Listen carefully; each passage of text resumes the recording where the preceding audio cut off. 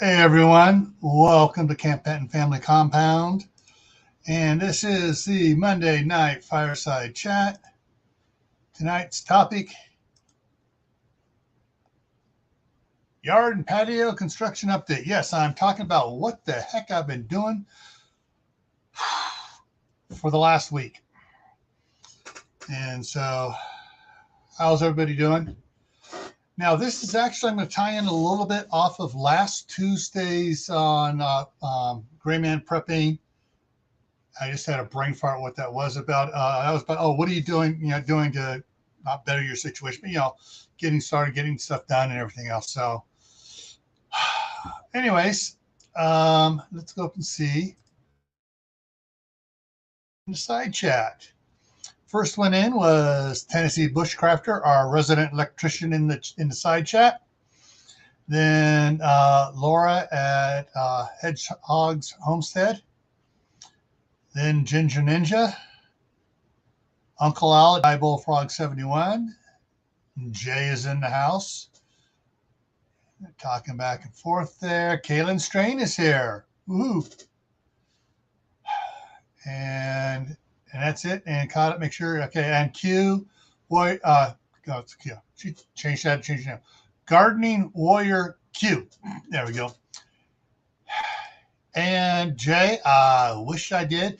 Actually, this is the 76 horsepower one I was kind of looking at, but that's a whole other story. And I'll go into the other story about what's going on. Why I will not be getting a Bobcat. See, how to garden. How you doing? Homestead where you are. Cool. Welcome. And so, yeah, there's some interesting things. Now, what I did have was, let me switch here over here. Get the other, come on. There it goes. All right. So we're going to switch over to this one here. Okay. So this is the T550, one of the newer ones. The one I've rented was a little bit smaller. It's the T590 instead of the 650. So that's the one I rented here. So go ahead. And yes, I'm probably going to be renting a Bobcat for a while, or when things change out, it's going to be renting a John Deere, because the price on the 750, which I wanted to get, which is the 75 horsepower, was almost $75,000. Elizabeth, it's the big one. I'm coming. Oh, yeah.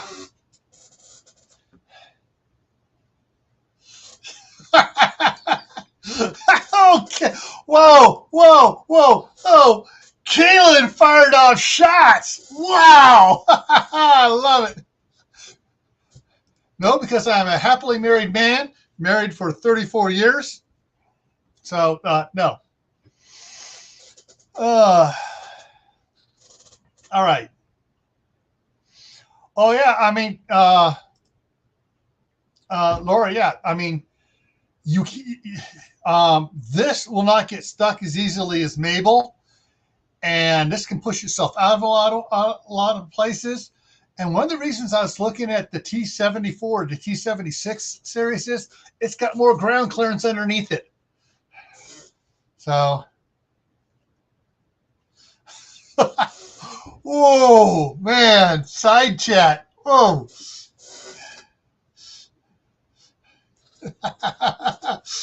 And Jay fired back with talking about not cougar snow leopards. Okay, whatever. All right, so let me go over here and go to the next slide. So actually, what I rented, I got 3 attachments. 3. I got the regular bucket like you see on this one here. I got the grappler bucket like you see here. And the other one I got was the rototiller attachment. Now, yes, I want a rototiller for my other tractors, but I'm going to cover that in just a second. But first, I'm going to say hi to Rachel Knight and Nate Mitch. How you guys doing? All right, so this rototiller attachment is hydraulic. If you look on the looking at it, be the right-hand side or the left-hand driver's side, left-hand side of the machine, right-hand side of the picture. You see the hoses connecting up to it. This is hydraulically powered. What's cool about that is on the joystick controller, there's a little lever switch. I just toggle with my thumb. The rototiller spins one way, flip it the other way. The rototiller spins the other way. So I can rototill going forward, flip the switch, and I can rototill going backwards. And hopefully, I did a video 3 years ago showing, doing some of the rototill work. I had my camera out there. I thought I had turned it on and was running it for about an hour or so. And then went to change position, turn it back on, nothing there. It was, there was, it wasn't even showing that it was recording. And I double checked, made sure I had the battery going and stuff, and did it again. And when I got in, there was nothing for that day on it. It was like, infuriating. But so let me take it back up here. So yeah, and actually the one bucket here with the grappler on it, this is what I was doing with it. All that concrete that I had taken out with the excavator that I showed in some pictures of, and I ran a little short video on Gray Man Prepping for showing it. That's what I was doing. I was scraping that stuff up, grabbing hold of the concrete and moving around and putting it in a pile away from where the patio was. And they're going to, getting ready to have them come in and pour a new patio that's wider, that has the ground underneath it compacted, and some other stuff we're going to be working on it. But yeah, it's been absolutely nuts. Hey, Idaho Garden Girls in the house. Actually, let me go check something here. Where would I have put that? I got to open up the other one here. Tactical Tuesday. See if I can get it to show here. Hang on. Yeah, this.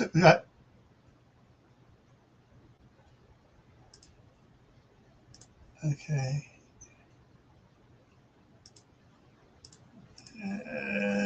Yeah, okay, this one does. So I'm going to run a short video here. I was just checking to make sure that it works, but I got to do something here to make sure. I forgot to include sound.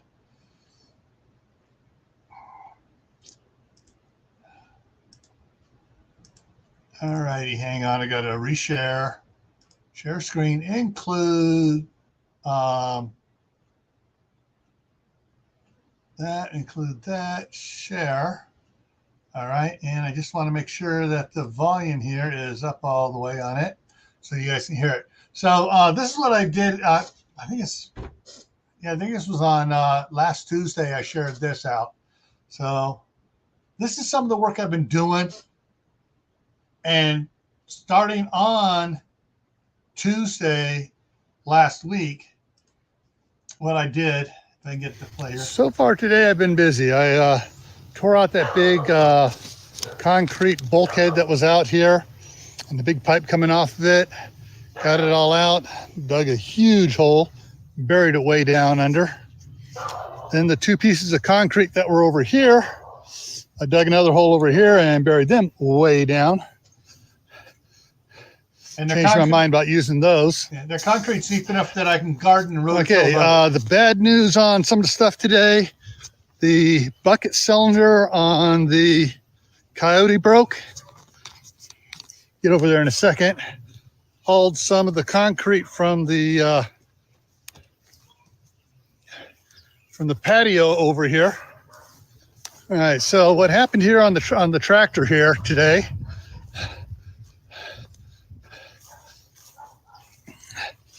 I was had the bucket turned up and was back dragging and stuff, and pushing the dirt in on the pile over there, and the rod in here broke against, so where the rod comes up, it broke at the cylinder head. So I'm trying to get hold of Coyote to send me another cylinder. And they don't even have it in the system because so I didn't do anything over here today.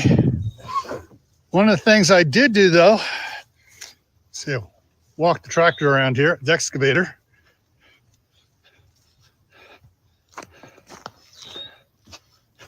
And I started putting in digging up for the sewer lateral.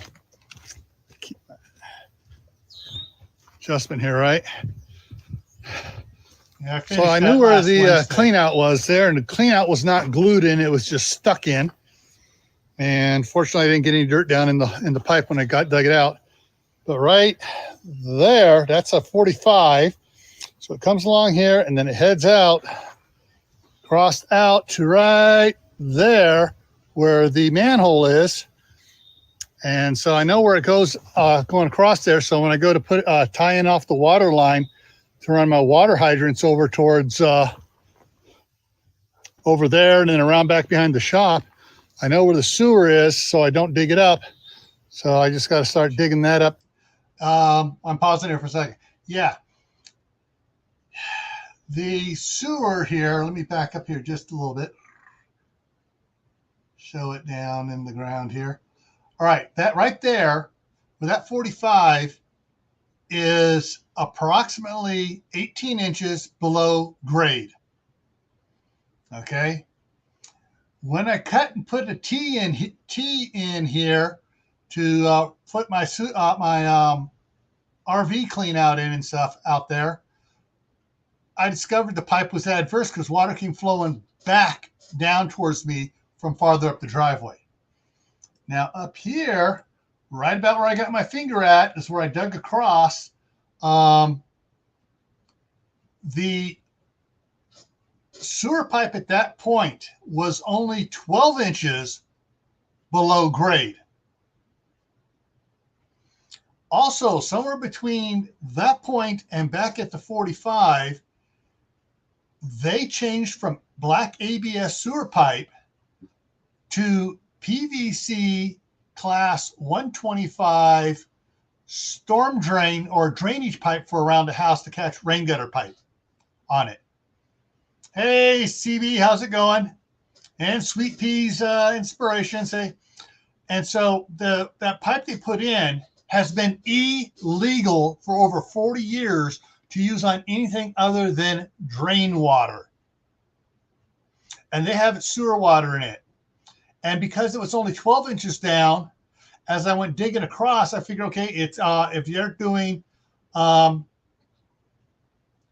any sort of fall, yeah, it was a little adverse at that 45, but that amount of water came out, told me about maybe about one joint of pipe, 10-foot piece of pipe was tilted wrong. And it's supposed to be having 1 inch of fall for every 10-foot piece of pipe. Well, when I got over here and digging there, I was digging down at about 16 inches and I heard a big crunch. I hit the pipe. That should have been another foot to 2 feet deeper by that point. To go under the roadway, it had to be at least 4 feet deep. So right after this, when I exposed the pipe there, it's a pain. It was the water was flowing quickly through it, but the pipe had ovaled. It was no longer round. It had ovaled from things having only 12 inches of dirt over it and being driven on. Yeah. And that's of the people that originally had the house brought in and set up, because it's a modular, whichever one is an old-fashioned mobile home, but they changed the classifications on them and made them more strict. But still, it came in on wheels and they set it up on the stands and has all the hurricane tie downs and everything else on it. The company doing that cut corners every way they could, and they put the sewer line going in without the inspector seeing it, buried most of it, left the ABS part exposed, Inspector came by, saw ABS, looked at it. Okay, put a little level on it. Okay, it's kind of flat. It's good enough, and left. Never checked the rest of the pipe. So yeah, it's ugly. Hey, Teresa at Stringfield Ridge Farm, how's it going? So yeah, there. So that's one of the things I did out there. So let's get this going again. Out to right. Jump this forward a little bit here first. Okay, talking about that, back to that, and get here down here. And holy moly, yes, I dug up all the concrete out here. Yeah, that was the patio. Got it all dug out in a way. Kind of ticks me off though is that the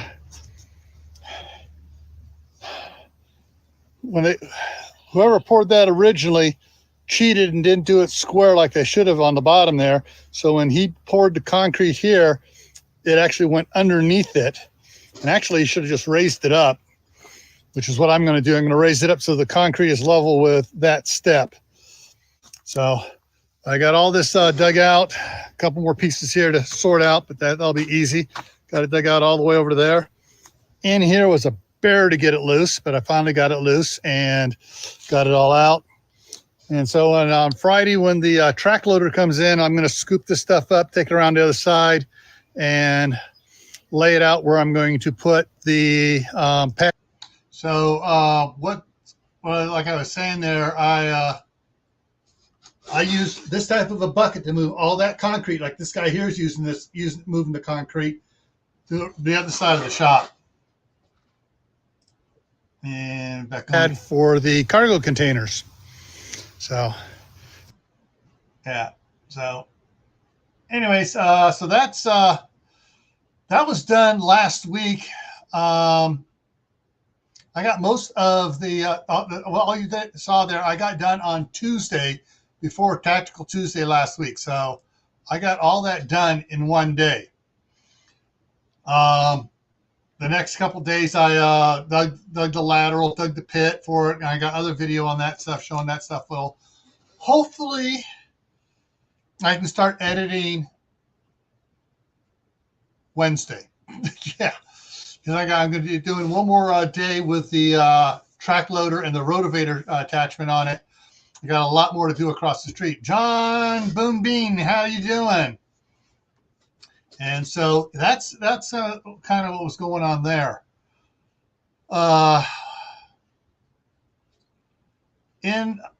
Once the excavator went, the excavator was supposed to go back last Friday morning at 8 o'clock in the morning, and they were supposed to deliver the track loader.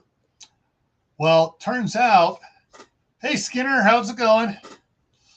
Turns out that whoever had been renting it before damaged it so bad they could not rent it out again. And they had to go scrambling to find me a track loader. And basically they had to go down to Logan, Utah, get a track loader from there and bring it up to me. Fun stuff. All right. What else we got here? Let me go ahead and get rid of that so I can think over here. Yeah, so what I did was after I had all the ditch dug out, laid the 3/4 inch PEX pipe, installed two Woodford water hydrants, yard hydrants with a 4-foot burial on them. That means 4 feet of it is made to have 4 feet could be below surface and 3 feet above surface. So I got those put in and everything backfilled, jetted, also all the ditches compacted and everything. And I have one other section that basically I had a 3-foot diameter pipe, 5.5 foot length, turned up on end vertically for my access to the valves that I installed. And that's a whole nother story there. Home Depot didn't know what the heck they were talking about. They're expert. And, I got to take stuff back there on Wednesday. Anyways, so I got all that done, all backfilled, except for around that pipe. And because I was expecting the track loader to show up. Well, I'm trying to work on the plumbing down in there, and the pipe is wiggling on me because I don't have any turn around. So basically, I had walked the excavator back around and started backfilling around it a little bit, and did that. And they finally delivered the track loader and the attachments at 5:00 p.m. on Friday.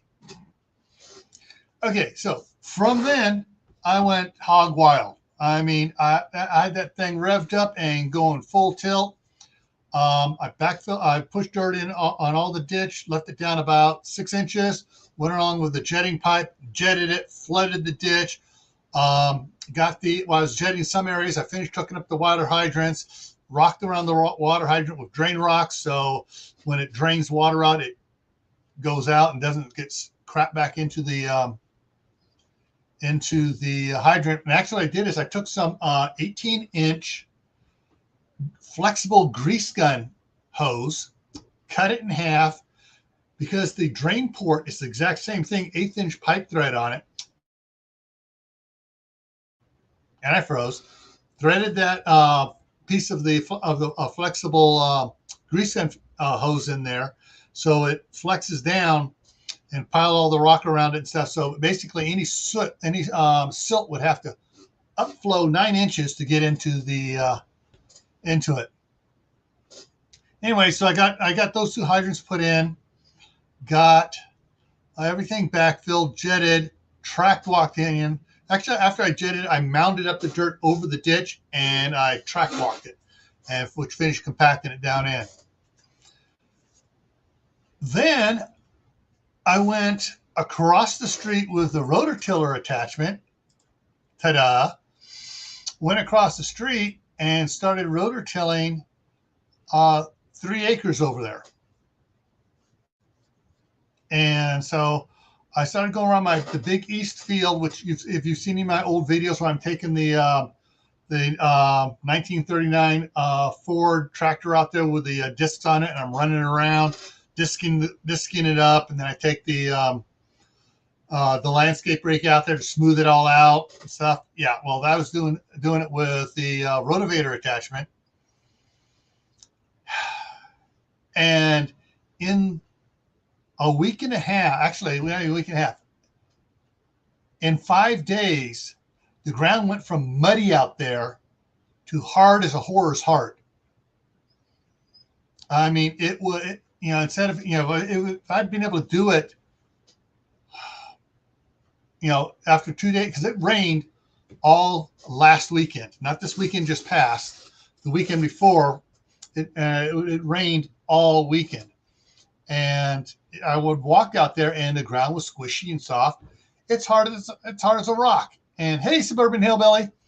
And so what should have been able to go through at a decent speed and rototill it, I was having to do like I was with the disc, where I'd make a pass, I'd offset half the distance, so half is disking it a second time, and the other half is breaking new ground, and then offset again. And I was having to go real slow in some areas because it was so friggin' hard. And it was just, oh man. But I got about 30 feet, maybe a little bit more, all around that, along the fence line in, all taken care of. And going along the fence line was slow because I got the, let me see it here. Let me bring it back up. So this side here on the, right over here, you can see my cursor moving around there. That side is smooth. The other side has a hydraulic motor sticking out on it that the hydraulic runs to drive the rototiller. So this side here was going probably 3 inches off the fence. As I rototilled up, and I get into the corner, I stop, reverse the tines, back up a little bit, turn an angle, move over, just do a couple things so I start cutting a corner. So the next time I come around, I just do a corner on around it, and then go along the next fence line, do the same thing in the next corner, and up the next corner. So anyways, I got it all done. So I got at least 30 feet on the two fence lines, probably closer to 40 feet on the other fence line, and the other one follows is along the side of the drive road going into that acreage there. And actually, I've actually did the whole thing now on that part. But out in the center, I still got a little bit more to do, and that's what I'm doing tomorrow.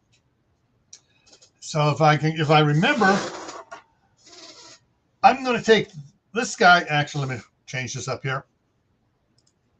I'm going to be wearing this guy in the cab, so you can see me rototilling and stuff, and going around there tomorrow. I'm going to try to record that tomorrow. And then I did went up and I totally did the orchard. The orchard is done. The acre for the orchard is totally done, rototilled and done. And I started working up to Megan's old garden, working that area. And I need to get them out there to see where else they want me to mow. Otherwise, I'm going to tell me either I'm going to rototill or you mow. So I'm going to rototill, and when I don't rototill, you guys got to get out there with your new battery-powered lawnmower and mow those weeds down because they're getting ridiculous out there. And then the other thing today, I'm not sure if I can bring this up. I'm going to try to find a video here for you real quick, because from last year, to show you what else I was doing here.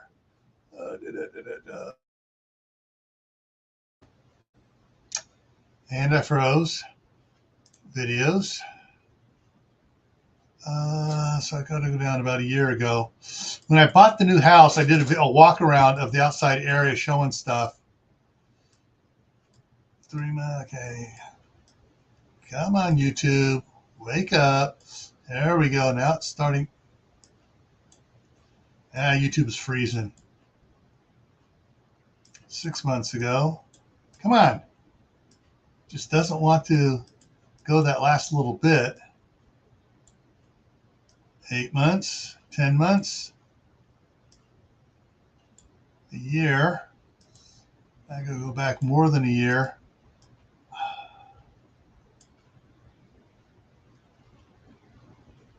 All right.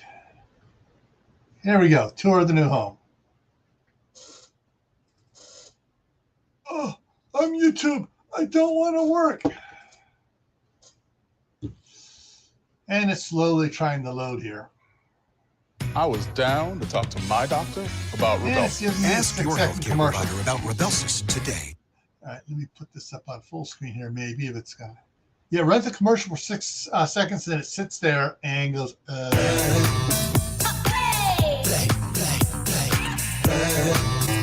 get this up here, and you're probably hearing Essential support dogs. So let me get that out of there, and. Oh, it gave 3 commercials that time. All righty. So let me go ahead and bring this up. So this is the one that is called video number 371, tour of the new compound house. But I'm going to jump around and skip some of the pig pen and the shop. Let's see if this will show it here. Come on. No, that's still looking at the backyard. It's just not showing stuff right here. Okay, so as we go along the front of the house, if it'll show. Yeah, it's got some windows and stuff, but come on, show the other side out here.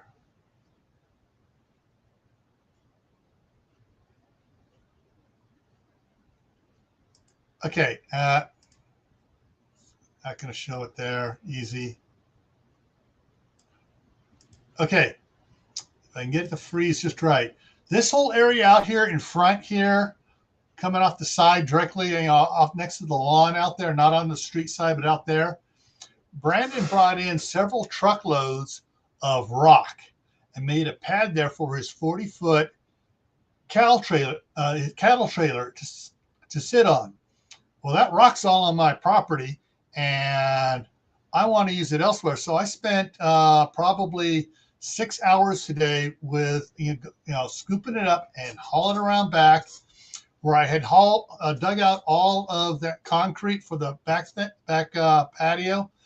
I probably put about 15 loads of rock in there to bring it up a bit because that whole, when taking out all that concrete, I actually dug out a bunch of the mud that was down there too. So I'm putting rock in there, getting rid of the mud, putting rock in there. So when the concrete guys come on July 5th, they can finish leveling it, putting down, they were going to bring in some 3/4 inch gravel, put that on top, and then pour concrete. So, but that's, I probably only got about half that rock out there dug out, and that bobcat digs fast with that bucket. I go in there, push it up, and it moves probably 3 times, 4 times as fast as my Coyote can. It was a bucket that holds 4 times as much. So, thank you for reminding everybody, Laura. Hit the thumbs up and share it out if you can. So that's what I did there. And yeah. So, here we go. This is the area I'm talking about. He dumped rock in here and pushed back, and there's a pile of rock back there that he would back up against so he wouldn't back up too far, and he'd wash out the cattle trailer, all the poo out of the cattle trailer, and wash it out. But yeah, all this rock here and a bit more, I dug out today. So I'm going to go ahead. Now, if you wanted to check that one again, that's actually, let me throw that in the link here. I'm in the chat. So that's the, and I froze. There's the link to that video if you want to go watch that one and give it a tour of the house and everything.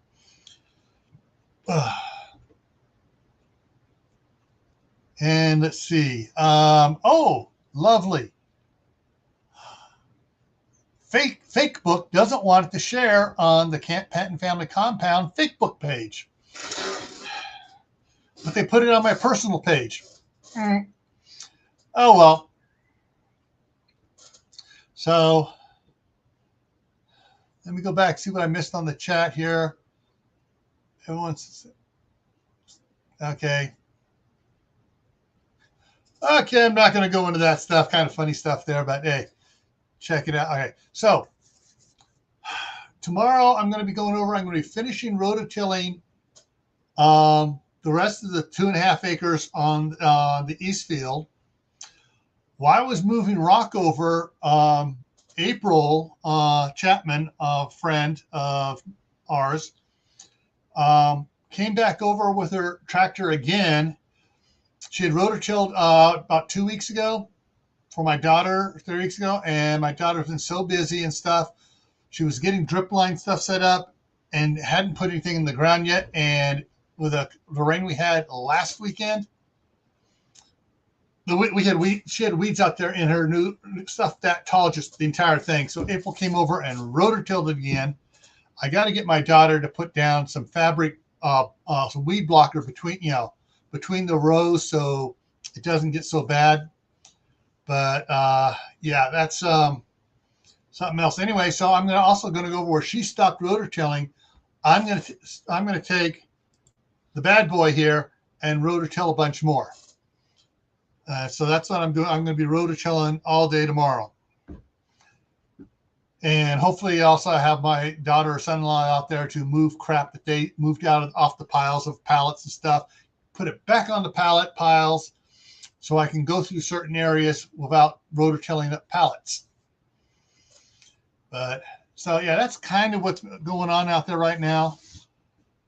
I also got to hit the Hard Times commercial fuel depot. They got Hard Times gas station, and they got Hard Times. That's the name of the gas station group here in the county. And then they got a Hard Times commercial fuel. They get 2 pumps which are off road for tractors and farm equipment and stuff, and one that's on road.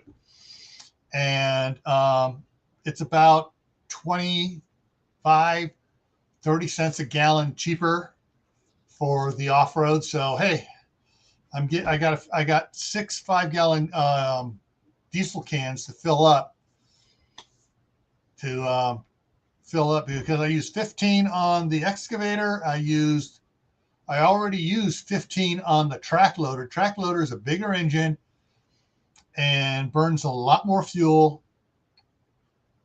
And so, it just uses more fuel to get stuff done. So tomorrow, when I take a break from rotor tilling, I got to load the cans up, go down to Hard Times and get 30 gallons.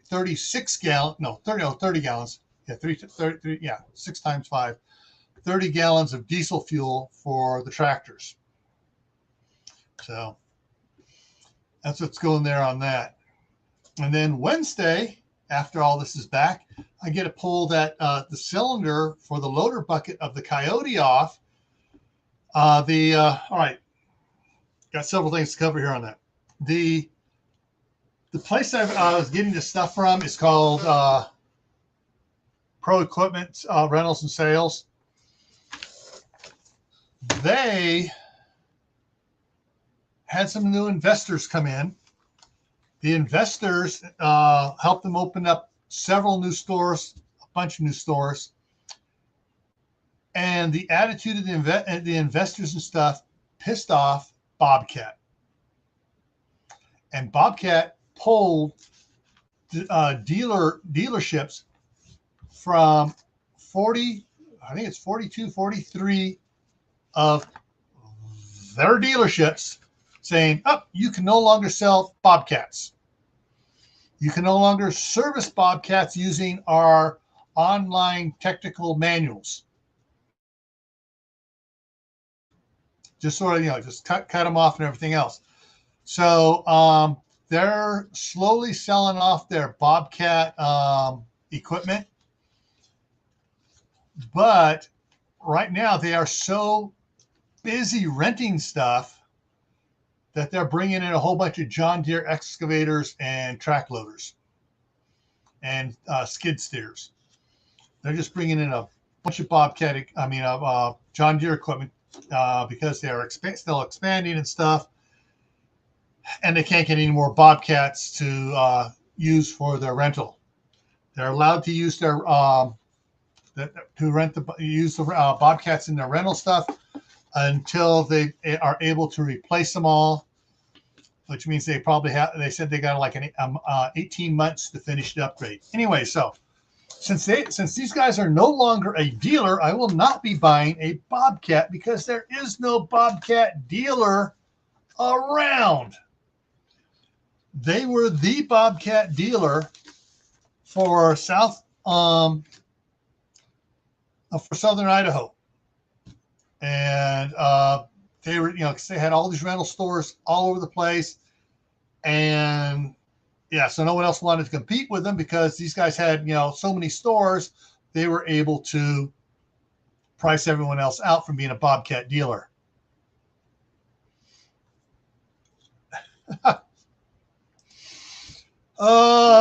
Yeah, unfortunately, CB, that's the way it goes sometimes.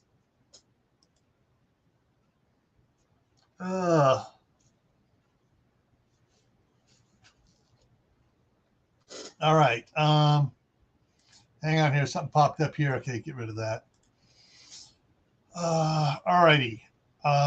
Just checking the side chat.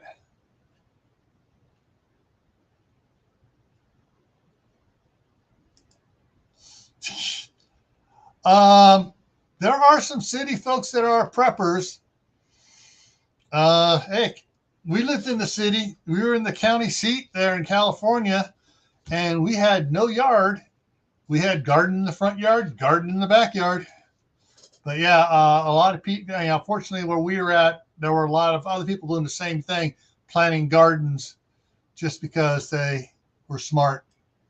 And when you had several families planting a garden, and people would stop and ask, well, why are you doing a garden? Well, why waste it on a lawn that doesn't give you anything back really and takes a lot more water to keep a lawn green than it does to keep a garden going? So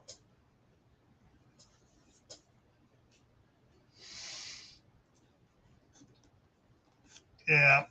All righty. One other thing, what I want to cover. Okay. So if I get any equipment, it's probably going to be a John Deere from them, since they are carrying construction equipment. And believe it or not, a construction John Deere track loader, the same thing with just a different number on it. It's like getting a Lexus or a Toyota, same model and everything, just different name and stuff put on it, model number put on it, but it's the same. Parts are all interchangeable. So between the John Deere green and the John Deere yellow, the John Deere yellow is going to be cheaper. Don't know why, but it is. So, but right now, all right, we're going to put it here. So renting that excavator for 3 days was $945 plus delivery fees, charges, and some other, peripheral stuff. Renting the track loader, it's going to be 4 days. It's going to be probably around about $1,600. It's still cheaper than buying it, because to buy just the track loader is about 70 some odd thousand. Then it would be for the rotavator is another 3,500. When I last checked, it's probably up to 4,000 or 5,000 now for the rotavator. You do come with a standard bucket on it, but to get one of these buckets is another $6,000. So I can rent it. I mean, so basically you're looking at like $80,000 at least. Oh, and then the snowplow attachment on it, which I want.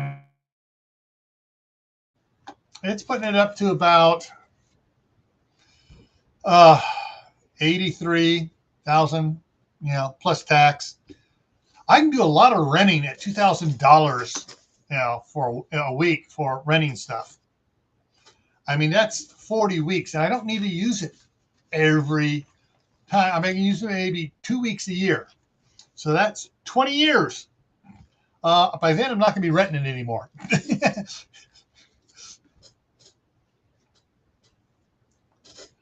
All right. So that's kind of what I've been doing here. Yeah, it's been an insanely busy day. I got to get back out there. I got another 2.5 hours of daylight here in Idaho. So I'm going to get back on doing some stuff, moving a couple more loads, move some more rock over and cleaning up that area by the lawn there and get it all done. And then maybe walk around, shoot some video, because the last 2 days I have not been shooting video. Sorry. I've just been going, to use a steam engine term, so don't take offense. This is a steam engine term. I've been balls out for the last 2 days. And you figure out what it means by balls out. On the steam engine, it had a little thing spinning. It had a couple weighted balls on it. And that was your governor for your speed. Well, when the engine started going faster, they started having it higher and higher, so it kind of restricted it down. And when your balls out, that means those metal balls on arms have come up, and you're running full steam. So I'm just going to read the chat. Okay, some flowers, herbs. Oh, that's the other thing too. Tomorrow, actually, no, I'm going to do that tonight. I'm going to switch the bucket off, put the rotavator back on, and then along the back fence behind the shop, along the backyard there, I'm going to rototill an area there so I can plant in the ground cantaloupe and cucumbers. I'm going to stick up a cow panel up there, a 16-foot long, 4-foot tall cow panel, and plant the cucumbers there and work the cucumbers up the cow panel. And then I'll let the cantaloupe grow down on the ground there. So that's what I'm going to go ahead and get that rototilled, so that on Wednesday afternoon or Thursday, I can plant the cantaloupes and the cucumbers. Let's see here. Fishing, yeah, we have the Snake River about quarter mile away, but I'm gonna have to get I would have to get an Idaho fishing license. Hunting is 15 miles to the east of us, up in the Grand Tetons, and I need to get a hunting license for this fall and get one of the guys here in town that go hunting that's feeling sorry for me. Will take me hunting with their quads where we can go get the meat and bring it back easy.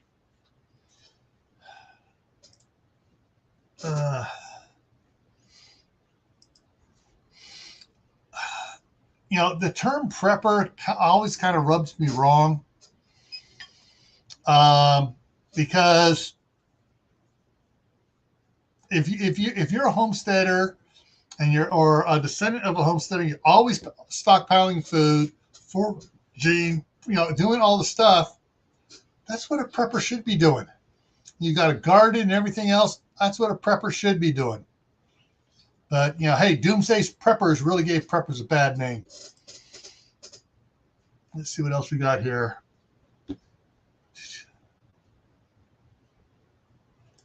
Oh, yeah. Shoot, I got to get over there.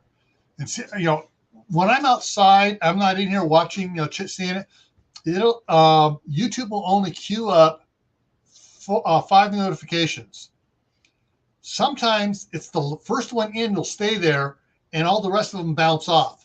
Other times, number 6 comes in, and the first one disappears, and another one comes in, and it just starts disappearing off the bottom.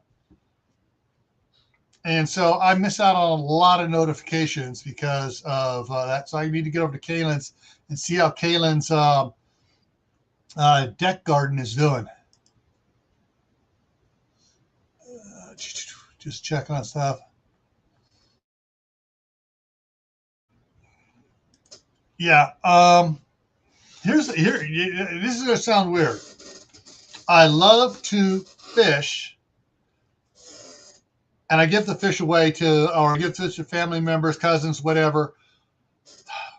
The only fish I really like, we ain't got it down here in the lower 48. I like the good Alaskan salmon up there that my in-laws went up there one time and did some fishing, caught fresh fish. They smoked it up there for them, got all smoked and stuff, then deep freezed it. And when they came back down with it, and then so it was all, ready to cook, smoked. You could cook it a little bit more if you wanted to, whatever. Anyways, that was the best tasting fish I've ever had. The other fish I like, tuna in a can, and fish sticks, which is cod.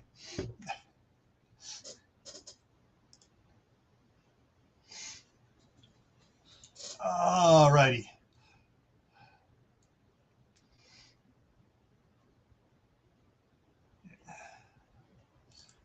All right, Tennessee. There is your tree huggers. There is your nature respecters, and then there are your idiots, and then there are your criminals. Your criminals are the ones that dump crap out where they're not, and poison the environment and everything else. Your idiots are most of your people in the city that have no sense of respect for nature. Go hiking and they leave their garbage along the road, along the trail as they hike. The ones that respect nature and stuff, your homesteaders, your preppers that actually understand it, they respect nature, they know that, hey, this is where my food's coming from. I can do certain things out here, but I need to minimize my impact and work things together so the benefit of both nature and myself. And the tree huggers are the ones that say, get the hell out of the forest. It's not for us. Sorry, that's just my opinion of it. I'm from California. I've dealt with too many of the get the hell out of the forest people. All righty. So I'm going to wrap this up here now. Let me check that's on the schedule. I moved things around today. What I was doing today, I moved it back to the end of it. So Actually, no, I moved it to next week, and that's Plants That Defend Your Gardens. We're going to do that next Monday. Tomorrow night on Gray Man Prepping at 10 o'clock Eastern, I'm going to have CR. And if Al, if you're in here, I'll send you the link too. We're going to talk about mini survival tins in your bug out bag, your get home bag, your pocket, whatever, different things you can do with survival tins. So we're going to talk about that tomorrow night on Gray Man Prepping. All righty. So, yeah, I'm just so tired. I didn't get to sleep last night till about 5 o'clock this morning. I just couldn't sleep because I'd worked so hard on that. You know, having not driven a equipment much, especially after winter time, and being in there and constantly doing all the controls. And of course, this track loader bleeds to the left. So if you just push straight forward on it, it starts to the left. And it's like, so I'm constantly, it's got joystick controls on it. So I'm constantly pulling it back to the right as I'm going along.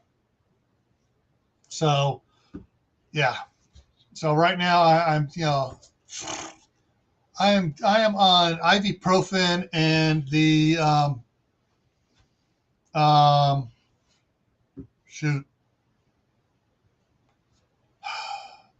begins with an M that makes you sleep. Melatonin. The melatonin ain't cutting it at night, and I just, you know, staying up.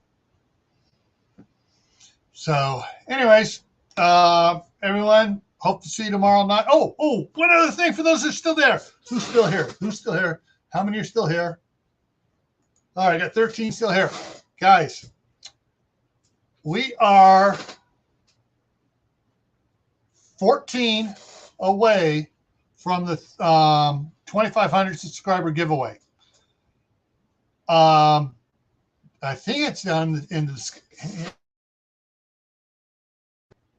and I froze. So let me check down below here. Show more.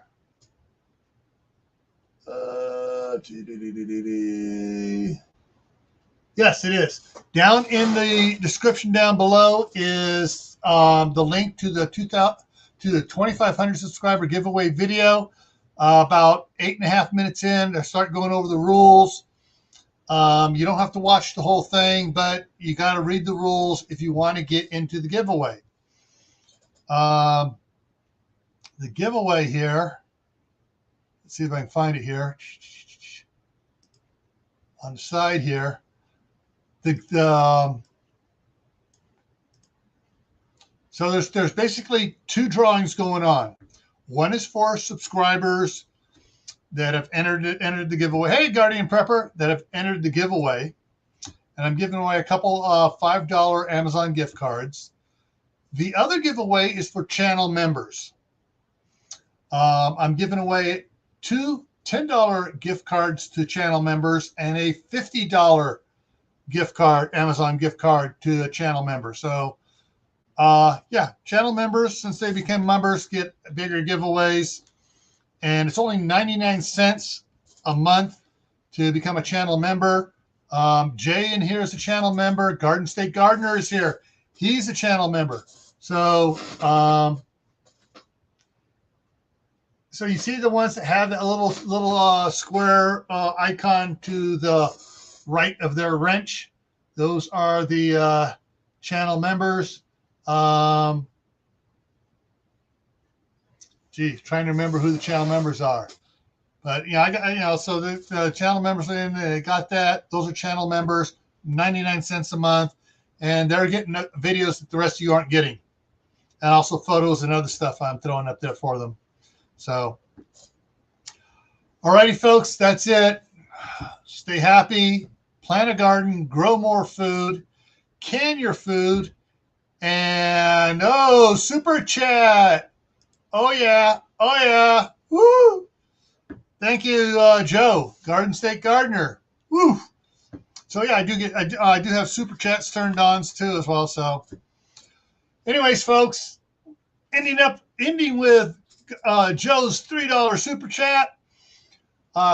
plant a garden, grow more food, learn to can, and I'll see you tomorrow night on Gray Man Prepping at 10 o'clock Eastern. And we'll be talking, crap, forgot what it was. That is tomorrow night is, the survival tins. The survival tins with create redundancy and possibly Uncle Al Die Bullfrog 79. All right, folks, see you later.